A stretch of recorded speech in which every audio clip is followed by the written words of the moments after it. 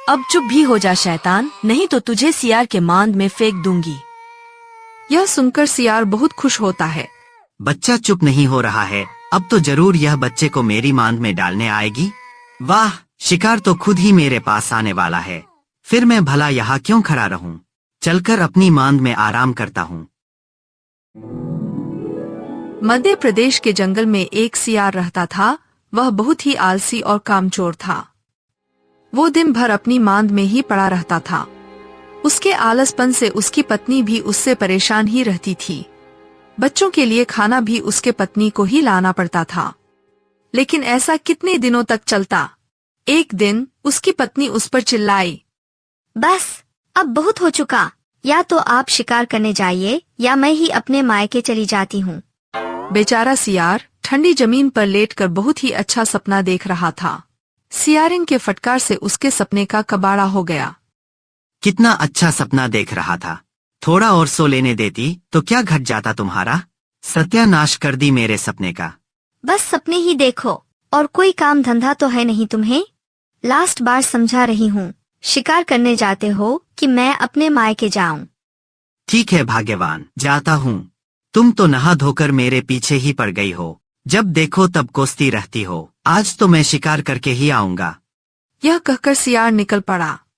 सुनो, इंसानों की बस्ती की ओर मत जाना, वह तुम्हें देखेंगे तो डंडों से मार के खदेड़ देंगे।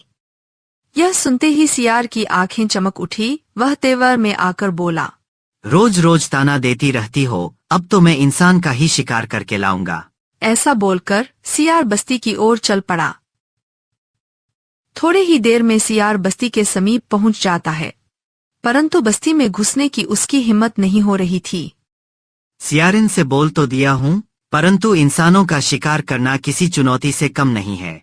सुना हूँ कि वह हम सियारों को पकड़ लेते हैं तो बहुत मारते हैं, और बिना शिकार लिए घर जाना खतरे से खाली नहीं है। सियारिन गुस्से में है, हो ना हो वह आज मेरा ही शिकार न कर दे। ऐसा करता हूँ, थोड़ा देर इंतजार कर लेता हूँ। जब बस्ती शांत हो जाए तब अंदर जाऊंगा। वहाँ चूहा बिल्ली जैसे कुछ ना कुछ तो मिल ही जाएगा। कुछ ही देर में मौका देखकर जब सियार को लगा कि खतरा टल गया है, सियार बहुत ही सावधानी से बस्ती में दाखिल हुआ। जब वह चलते चलते एक घर के करीब से गुजर रहा था तो उस घर से किसी बच्चे की रोने की आवाज आ रही थी। वह सियार वही दुबककर छिप गया और सुनने लगा कि घर में बच्चे के अलावा और कोई है या नहीं। अब चुप भी हो जा शैतान, नहीं तो तुझे सियार के मांद में फेंक दूंगी। यह सुनकर सियार बहुत खुश होता है। इधर बच्चा था कि चुप होने का नाम ही नहीं ले रहा था। बच्चा चुप नहीं हो रहा है, अब तो जरूर यह बच्चे को मेरी मांद में डालने आएगी। वाह, शिकार तो खुद ही मेरे पास आने वाला है, फिर मैं भला यहाँ क्यों खड़ा रहूं? चलकर अपनी मांद में आराम करता हूँ। ऐसा सोचकर सियार अपनी मांद की तरफ लौट गया। मांद में पहुंचते ही उसे देखकर, अरे इतनी जल्दी वापस आ गए, और शिकार कहाँ है? सियार ने अपनी शेखी बघाड़ते हुए कहा, शिकार पीछे से आ रहा है। तुम मुझे मामूली समझ रही थी ना? आज मैंने इंसान का शिकार किया है और वह खुद ब खुद मेरे पास अभी पहुंच जाएगा। मैं कुछ समझी नहीं। मुझे समझना सबके बस की बात नहीं है, थोड़ी देर रुको, सब समझ जाओगी। अब सियार आराम से जमीन पर लेट गया और शिकार के आने का इंतजार करने लगा। कुछ देर बाद, कहाँ है आपका शिकार? अब सियार भला क्या जवाब देता, उसे तो कुछ समझ में ही नहीं आ रहा था। रुको, देखकर आता हूँ। सियार फिर उसी घर की तरफ चल देता है जहाँ बच्चा रो रहा था। वह वहां पहुंचकर छुप के उस घर की बातें सुनने लगता है। तभी, अजी सुनते हो, आजकल हमारे बस्ती में सियारों का आना जाना बहुत हो गया है। कहीं किसी दिन हमारे बच्चे को उठा ना ले जाए। आप जरा बाहर देख कर आइए, कहीं कोई सियार तो नहीं घूम रहा है। हाँ, ठीक ही कह रही हो, मैं अभी देख कर आता हूँ। यदि सियार दिख गया तो उसे जिंदा नहीं छोड़ूंगा।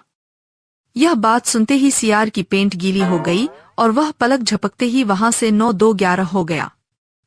भागते भागते सियार अपने मांद में पहुंचता है। उसे ऐसे घबराए देख सियारिन ने पूछा, क्या हुआ जी, ऐसे भागते हुए क्यों आ रहे हो? अरे बात मत करो, आज तो मरते मरते बचा हूँ। यह इंसान भी बड़े विचित्र होते हैं, कहते कुछ और हैं और करते कुछ और हैं। क्या मतलब है आपका? मैं कुछ समझी नहीं, मुझे पूरी बात तो बताओ। सियार ने उसे पूरी घटना सुनाई। आप केवल आलसी ही नहीं, बेवकूफ भी हो। भला कोई माँ अपने बच्चों को क्यों मारेगी? और तुम भी उनके बातों में आ गए। वो तो अच्छा हुआ कि उनकी निगाहें आप पर नहीं पड़ी, वरना वो आपको छोड़ते नहीं। अब सियार को अपने मूर्खता पर हंसी आने लगी। फिर दोबारा कभी वह उस बस्ती के तरफ नहीं गया।